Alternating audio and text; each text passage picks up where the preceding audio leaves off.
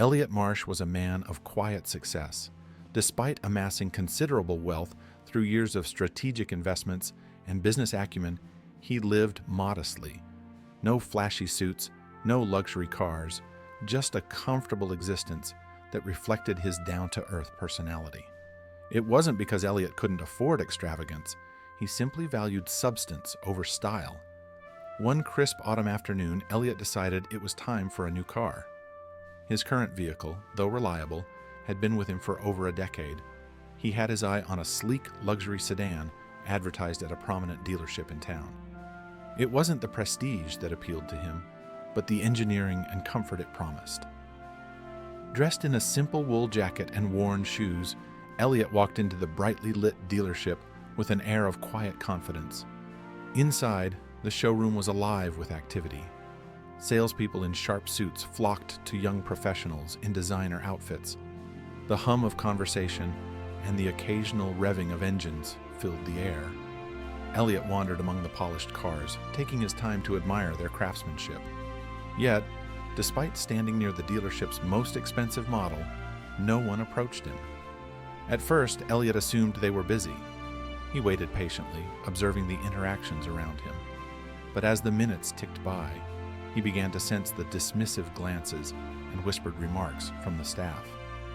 One salesperson, a tall man named Rick, shot a look at Elliot before turning to another employee and muttering something that drew quiet chuckles. Elliot's plain appearance had made him invisible, or worse, the subject of ridicule. Swallowing his disappointment, Elliot approached the main desk, where 3 salespeople stood chatting.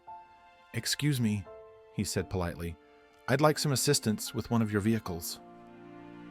A young man with slicked back hair barely looked up. "We're a bit busy right now," he replied dismissively, gesturing vaguely at a well-dressed couple near Ban. "Why don't you come back later?" Elliot's face remained calm, but inside a fire was beginning to burn. With a small nod, he turned and walked out, the laughter of the salesman echoing faintly behind him. They had made a mistake, one they would soon regret.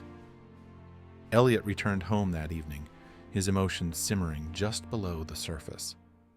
He wasn't angry because he hadn't been served. He was angry at the arrogance and judgment he'd faced. How often, he wondered, had other customers been treated the same way? Elliot sat in his cozy study, surrounded by shelves of books and a simple desk. He pulled out his laptop, the glow of the screen illuminating his thoughtful expression. Years of business experience had taught him one thing: actions spoke louder than words. Instead of complaining about his experience, Elliot decided to take matters into his own hands. With a few phone calls and some swift negotiations, Elliot tapped into his network of contacts. By the end of the night, he had secured a deal to purchase the very dealership that had dismissed him. It wasn't about revenge.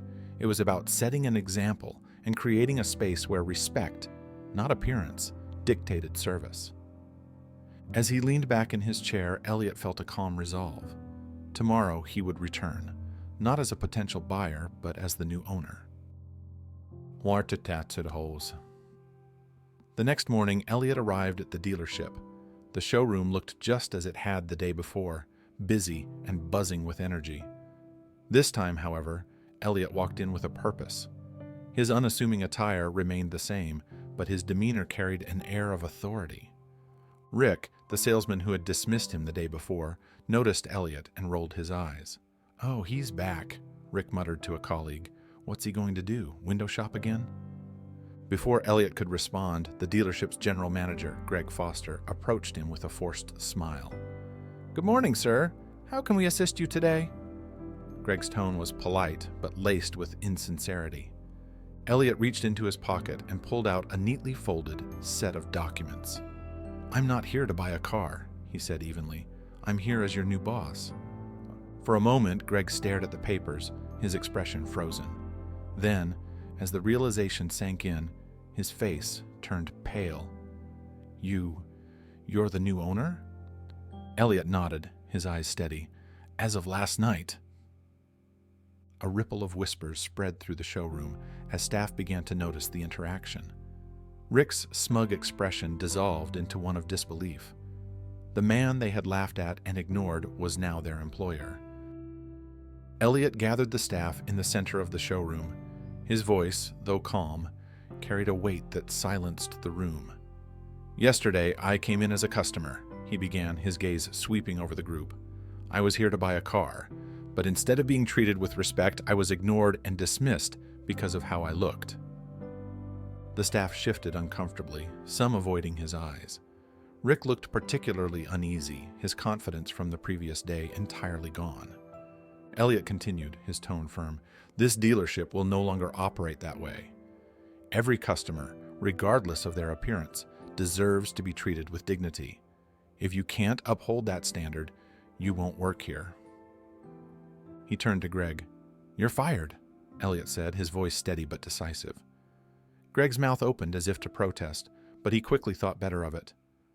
One by one, Elliot addressed other staff members, calling out those who had contributed to the toxic culture. Rick, predictably, was among those dismissed.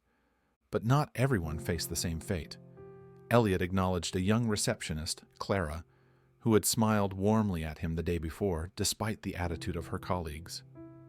"Clara, your kindness didn't go unnoticed. I'd like to promote you to the customer relations team." Tears welled in Clara's eyes as she nodded, overwhelmed by the recognition. Over the next few weeks, Elliot transformed the dealership. He brought in new hires who valued integrity and service, people who understood that respect was non-negotiable. Training sessions emphasized empathy and the importance of treating every customer like a VIP. The changes didn't go unnoticed.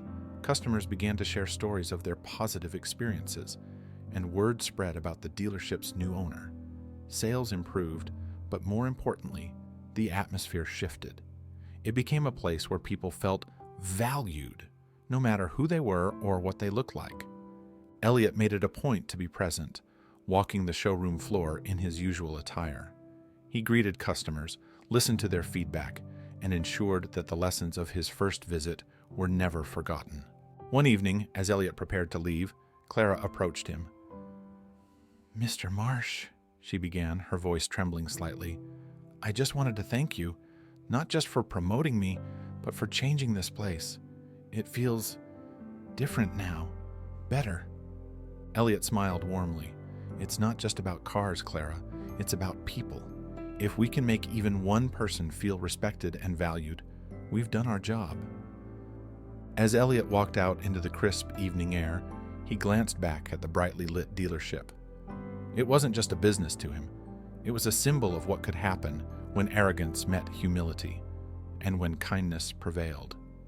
Elliot Marsh had turned humiliation into a lesson, disrespect into an opportunity, and a simple car dealership into a beacon of respect and integrity.